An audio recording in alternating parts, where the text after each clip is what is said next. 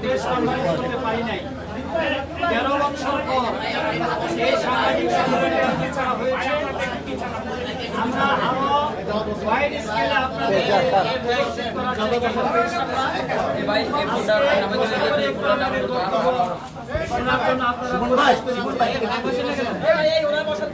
আমরা এখনই শুরু করবো ইনশাল্লাহ। শুরু করতে পারি।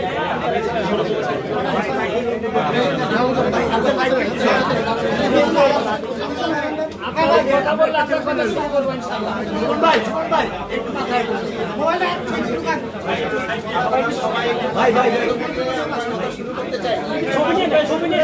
ছবিটা নিয়ে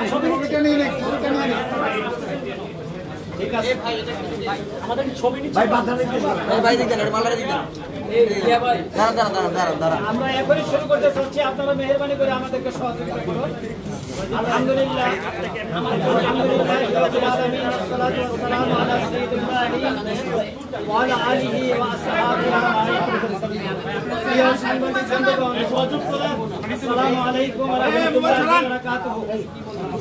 আপনারা ছাত্র জনতার আন্দোলনের মুখে স্বৈর শাসক শেখ হাসিনা পদত্যাগ করে দেশ থেকে পালিয়ে গিয়েছেন। জনগণের এই আন্দোলন সফল হওয়ার আল্লাহর দরবারে শুকরিয়া আদায় করছি। আলহামদুলিল্লাহ।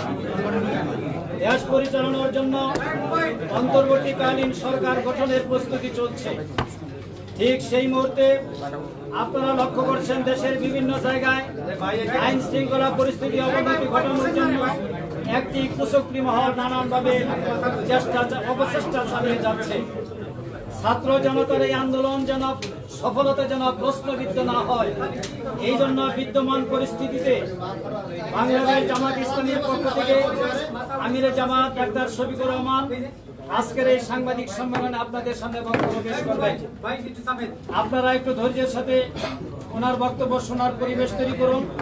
এই সাংবাদিক সম্মেলনে উপস্থিত আছেন সংগঠনের নায়েবে আমির সাবেক এমপি অধ্যাপক মুজিবুর রহমান, উপস্থিত আছেন ভারপ্রাপ্ত সেক্রেটারি জেনারেল মাননীয় টি এম মাসুম, সংগঠনের সহকারী সেক্রেটারি জেনারেল জনাব মাওলানা রফিকুল ইসলাম খান, সাবেক এমপি জনাব হামিদুর রহমান আজাদ, মাওলানা আব্দুল হালিম, নির্বাহী পরিষদের সদস্যবৃন্দ, ঢাকা মহানগরী দক্ষিণের সম্মানিত আমির জনাব নুরুল ইসলাম বুলবুল, উত্তরের আমির জনাব মোহাম্মদ সেলিম উদ্দিন।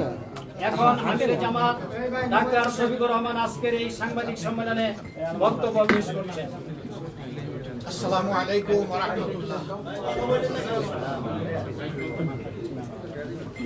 বাংলাদেশ জামাত ইসলামী কেন্দ্রীয় নেতৃবৃন্দ, জাতির বিবেক, সাংবাদিক বন্ধুগণ, আমরা জাতীয় জীবনের একটি গুরুত্বপূর্ণ ভাগে আজকে আপনাদের সকলকে এখানে দাওয়াত দিয়ে কষ্ট দিয়েছি। আপনারা আমাদের দাওয়াত কবুল করে এখানে এসেছেন, এই জন্য আমি আমার প্রিয় সংগঠন বাংলাদেশ জামাত ইসলামীর পক্ষ থেকে আপনাদের প্রতি গভীর কৃতজ্ঞতা জ্ঞাপন করছি। সম্মানিত সাংবাদিক বন্ধুগণ, বাংলাদেশ 1971 সালে বহু ত্যাগ এবং তিতিক্ষার মধ্য দিয়ে স্বাধীন হয়। লাখো মানুষের জীবনের বিনিময়ে, অসংখ্য মা বোনের ত্যাগের বিনিময়ে পাওয়া আমাদের গর্বের এই স্বাধীনতা, তার যে সুফল এই জাতির ভোগ করার কথা ছিল, দুর্ভাগ্যজনকভাবে এক এক করে আমাদের সামনে থেকে 53টি বছর চলে গেলেও জাতি সত্যিকার অর্থে স্বাধীনতার সেই সুফল ভোগ করতে পারে। বারবার আমাদের শাসক গোষ্ঠীর অদূরদর্শিতা, সংকীর্ণ দলীয় স্বার্থপরতা, গোষ্ঠী স্বার্থ এবং জাতিকে বিভাজন করে কখনো কখনো স্বৈরশাসন পরিচালনার কুফল কম বেশি জাতি ভোগ করে আসে। তারপরেও জনগণের অক্লান্ত পরিশ্রম, দেশপ্রেম এবং ভালোবাসা, দেশে এবং প্রবাসে যারা এই দেশের জন্য কাজ করেন, তারা তাদের ত্যাগ এবং পরিশ্রমের বিনিময়ে দেশ তিলে তিলে সামনের দিকে যে এগিয়ে যাচ্ছে এটা আমরা অস্বীকার করতে পারি না। কিন্তু যদি আমাদের শাসন ব্যবস্থায় গণতান্ত্রিক মূল্যবোধ, মানবাধিকার, আইনের শাসন, সামাজিক সুবিচার এবং স্বচ্ছতা থাকত, তাহলে এই দেশ এর চাইতে আরো বহু বেশি সামনে এগিয়ে যাওয়ার সুযোগ ছিল। জাপান দ্বিতীয় বিশ্বযুদ্ধে বিধ্বস্ত হওয়ার পরে মাত্র 3.5 বছরের মাথায় তারা ঘুরে দাঁড়াতে পেরেছিল এবং এখন বিশ্বে তারা একটা ঈর্ষণীয় পর্যায়ে দীর্ঘদিন ধরে তাদের অবস্থান ধরে রেখেছে। অতীত যা হবার হয়ে গেছে, আমরা এখন ভবিষ্যৎকে নিয়ে চলতে চাই। এই দেশকে যারা শাসন করেছেন অতীতে, আমরা একথা বলবো না যে তাদের মধ্যে কেউ বা একাধিক সংগঠন ভুলের ঊর্ধ্বে ছিলেন। ভুল মানুষের হতেই পারে, মানুষ আমরা, আমাদের ভুল হবে, এটাই স্বাভাবিক। তবে ভুল এবং ক্রাইম দুইটা সম্পূর্ণ ভিন্ন জিনিস। অপরাধ এবং ভুল এক জিনিস নয়। অপরাধ হচ্ছে ইন্টেনশনালি কারো অথবা জাতির যদি কোনো ক্ষতি করা হয়, সেটার নাম অপরাধ। আর একজন তার না জানার কারণে, জ্ঞানের অভাব কিংবা অজ্ঞতার কারণে যদি কোনো কিছু করে থাকে, সেটা ভুল। ভুল সংশোধন করা যায়, কিন্তু অপরাধের শাস্তি খেতে হয়। অপরাধের শাস্তি যখন সমাজে নিশ্চিত হয়, আইনের শাসন যখন প্রতিষ্ঠিত হয়, তখন অপরাধের মাত্রা নিয়ন্ত্রণের মধ্যে চলে আসে। কিন্তু যখন বিচারহীনতা দেখা দেয়, তখন অপরাধের লাগাম টেনে ধরার আর কোনো সুযোগ থাকে না। আমি আজকের এই জাতির ক্রান্তি লগ্নে অতীতের কাউকে সুনির্দিষ্টভাবে দোষারোপ না করে এই জাতির সামনে কিভাবে এগোতে পারে, সেই ব্যাপারে মুহূর্তে দুই একটি কথা বলার জন্যই মূলত আজকে আপনাদের সামনে আমি হাজির হয়েছি। সাংবাদিক বন্ধুগণ, আমরা লক্ষ্য করেছি জুলাই মাসের প্রথম সপ্তাহ থেকে আমাদের যুব ছাত্র সমাজ তাদের একটি সুনির্দিষ্ট অধিকারের দাবিতে সরকারি চাকরিতে কোটা ব্যবস্থার সংস্কারের জন্য তারা দাবি এবং আন্দোলন চালিয়ে আসছিল। মূলত হাইকোর্টের একটি রায় সামনে আসা এই বিষয়টাকে কেন্দ্র করে তাদের এই আন্দোলন গড়ে উঠেছে।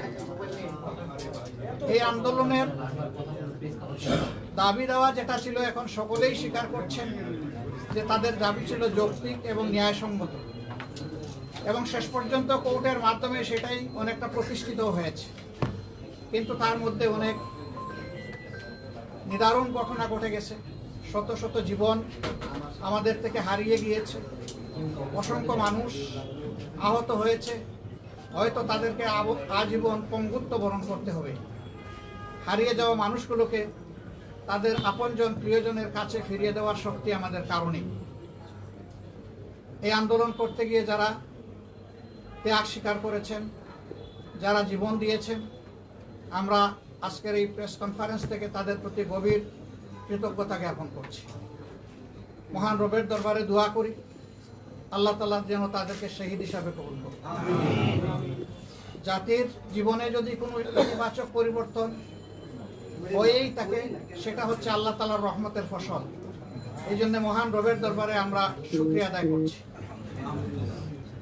সম্মানিত ভাইয়েরা,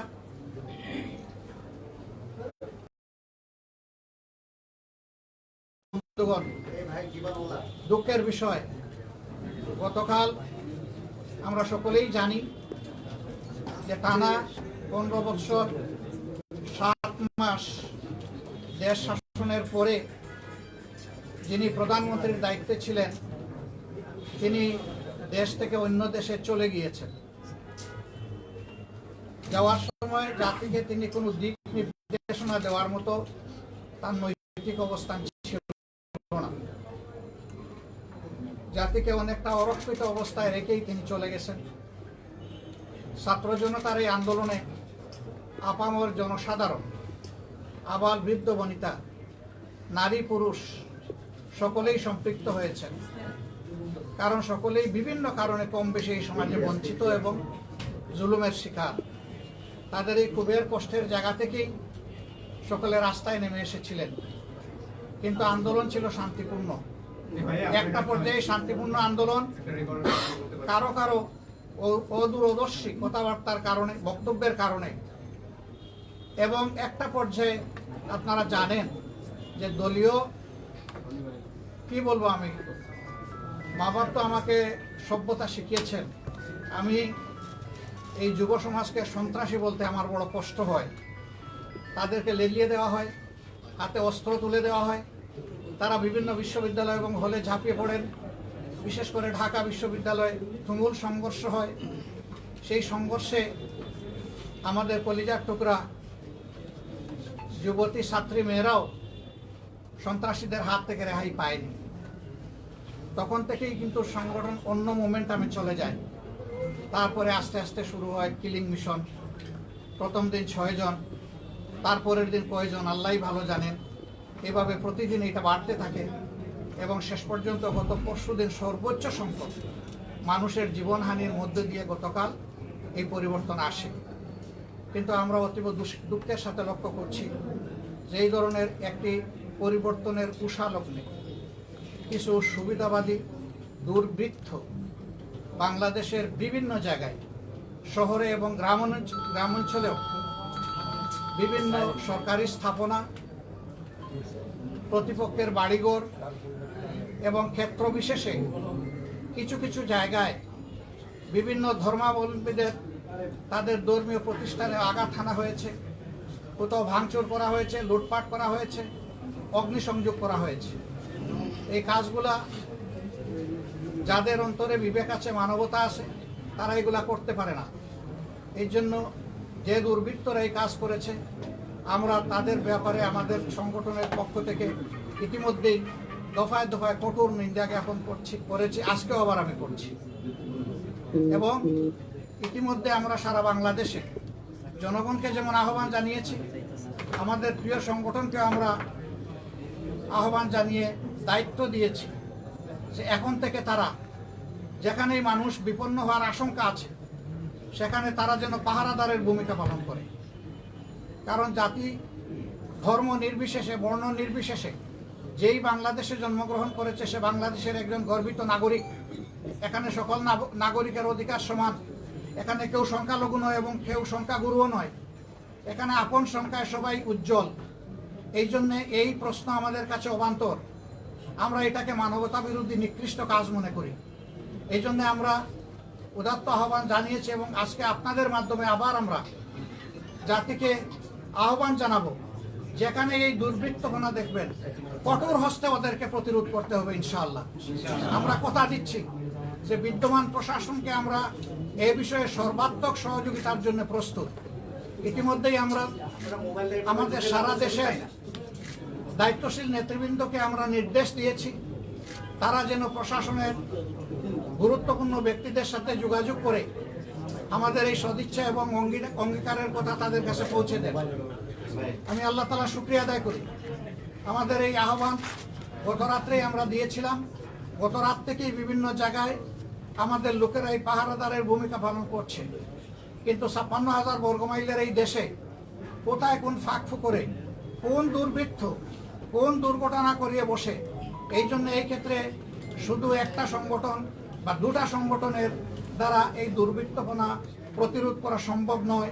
এখানে আপামর জনগণের স্বতঃস্ফূর্ত দায়িত্বশীল অংশগ্রহণ আমরা প্রত্যাশা করছি।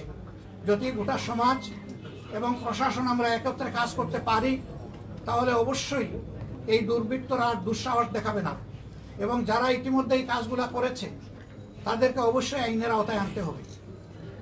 দেশে যখন স্বাভাবিক আইন ফিরে আসবে তখন তাদেরকে ছাড় দেওয়া ঠিক হবে না। তারা যদি এখানে বিচারহীনতার এই সুযোগ পায় তাহলে নতুন অপরাধের জন্ম দেবে।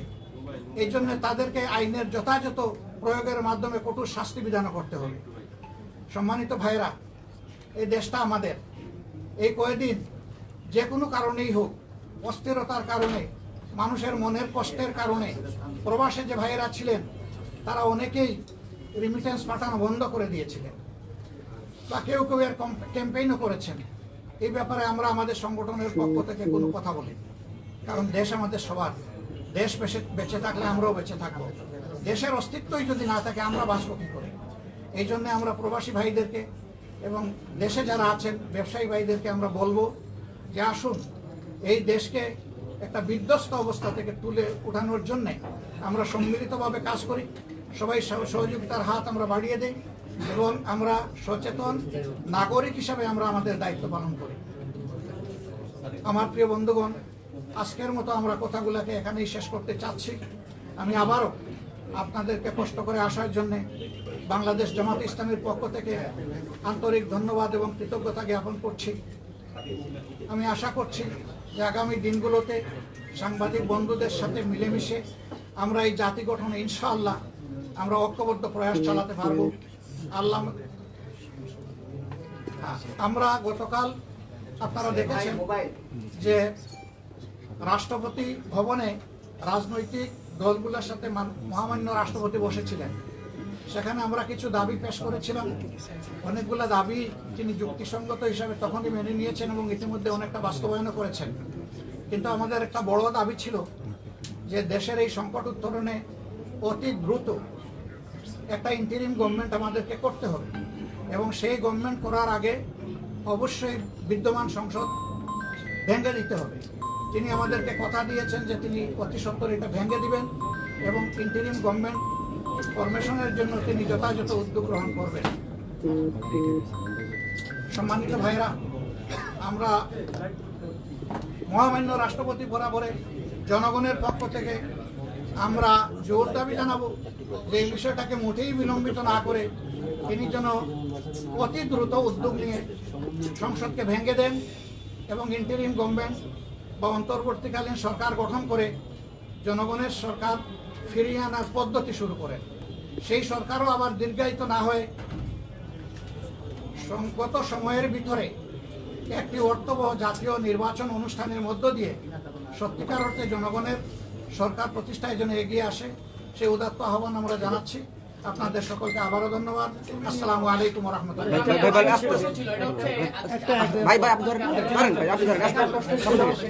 আমরা জানি এর মধ্যে আপনাদের যে নিবন্ধন, আপনাদের নিবন্ধন প্রক্রিয়াটা এখন কি হবে, যেহেতু নিবন্ধন নেই আর সাম্প্রতিক সময়ে আপনাদের রাজনীতি নিষিদ্ধ করা হয়েছিল, এই দুটো বিষয়ে আপনাদের চুপ করেন না ভাই, চুপ করেন না, দুটো বিষয়ে বর্তমানে আপনাদের অবস্থানটা কি? সালেহ ভাই, দেখেন, নিবন্ধনের ব্যাপারটা আদালতের বিষয়। আদালতে অ্যাপিলিয়েট ডিভিশনে যখন দেশে একটা ডেডলক চলছিল, সেই সময় একটা হিয়ারিং হওয়ার কথা ছিল। আমাদের যিনি বিজ্ঞ আইনজীবী, সিনিয়র আইনজীবী যে মোহাম্মদ আলী সাহেব, যিনি দুনিয়া থেকে চলে গেছেন, আল্লাহ তাকে জান্নাত নসিব করুন, তিনি সময় চেয়েছিলেন কিন্তু আদালত তাকে সময় দেয়নি, যার কারণে আদালত এটাকে ডিসমিস করে দিয়েছিল। ডিফল্ট। এখানে আইনের সুযোগ আছে, এটা এখন আমাদের প্রসঙ্গ নয়।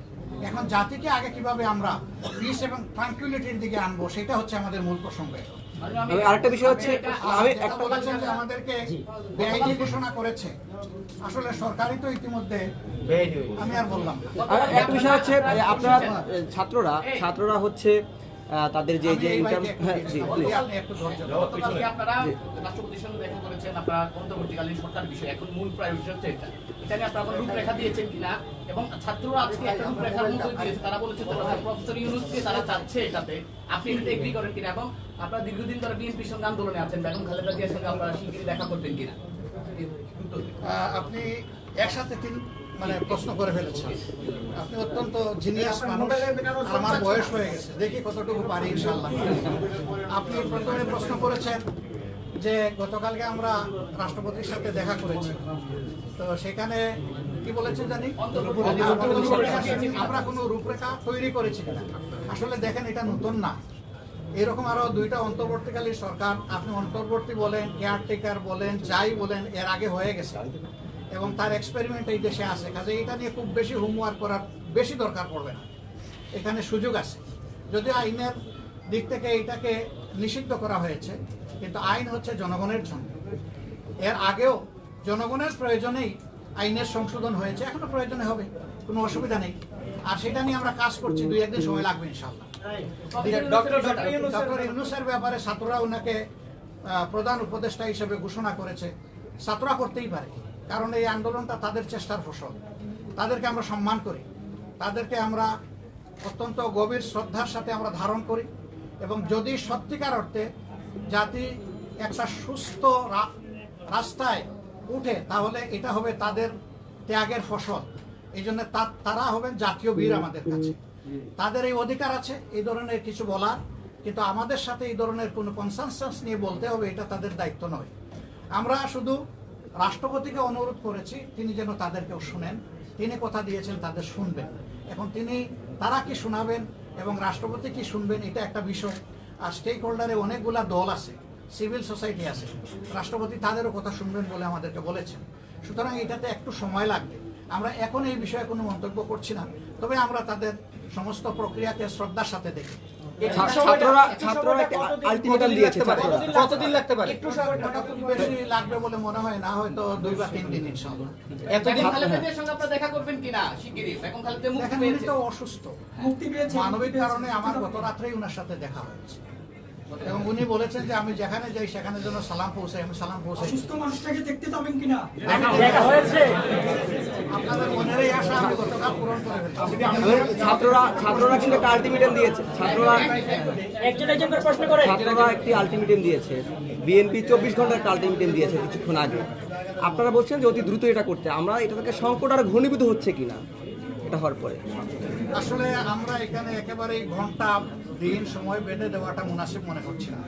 এটার জন্য মিনিমাম হোমওয়ার্ক করার জন্য যা সময় দরকার এটা দিতে হবে তাদের, এবং আমরা এটাও চাইবো না যে ওনারা এই হোমওয়ার্কের নামে একেবারেই দীর্ঘায়িত করুন দিনের পর দিনকে। আমরা চাইবো না। আমরা আশা করি 2-3 দিনের ভিতরে এটাকে সেটেল করতে হবে। 2-3 দিন কি একটু ঝুঁকি সে সংকট তৈরি করে কিনা সেটাই ইসলাম আলম জিজ্ঞেস করলাম। 24 ঘন্টা সময় দিয়েছেন।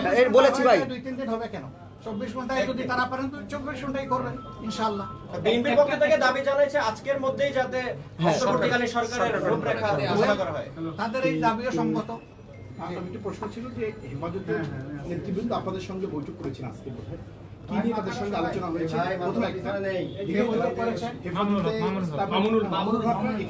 এখানে এসেছিলেন। তারা এসেছিলেন আমাদের বিধ্বস্ত অফিস দেখতে। আচ্ছা। আমরা 2011 সালে 19 সেপ্টেম্বর এখান থেকে বের হয়েছিলাম। এখন আমরা ঢুকলাম, এটার হালত কি তারা একটু ভাঙাচোরা দেখে গেছেন, আমাদের দোয়া করে গেছেন। দ্বিতীয়ত হচ্ছে এই বিষয়ে যে আপনারা এতদিন ধরে কোণঠাসা ছিলেন, আপনারা দাবি করছেন কার্যালয়ে অনেকদিন একযুগ পরে আসলেন, মানে এখন থেকে কি আপনারা স্বাভাবিক রাজনৈতিক কর্মসূচি আজকে থেকে শুরু করে দিলেন? আমরা কোনটাসা দাবি করিনি। আমরা বলেছি যে আমাদের অধিকার কেড়ে নেওয়া হচ্ছে, অধিকার দেওয়া হচ্ছে না, কিন্তু আমরা কোনটাসা ছিলাম না। আপনাদের পাশে ছিলাম, আপনাদের সাথে ছিলাম। থ্যাংক ইউ সবাইকে ধন্যবাদ জানিয়ে আজকে সাংবাদিক সম্মেলনের কাজ এখানে শেষ। সবাইকে ধন্যবাদ। আসসালামু আলাইকুম। আপনাদের জন্য একটি আপ্যায়নের ব্যবস্থা আছে। সবার সাথে সামাজিক আপ্যায়ন। আমানিল্লাহ।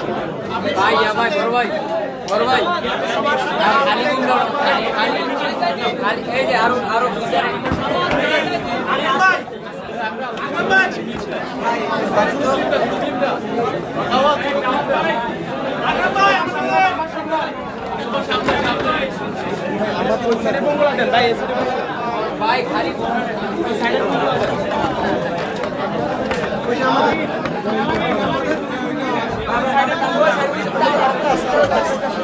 এটা কি আসলে অ্যাক্টিভ ছিল না বন্ধ হয়ে গেছে?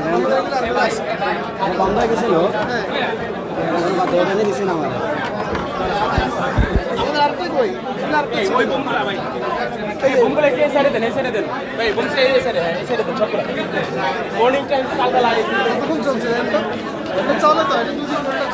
চলে না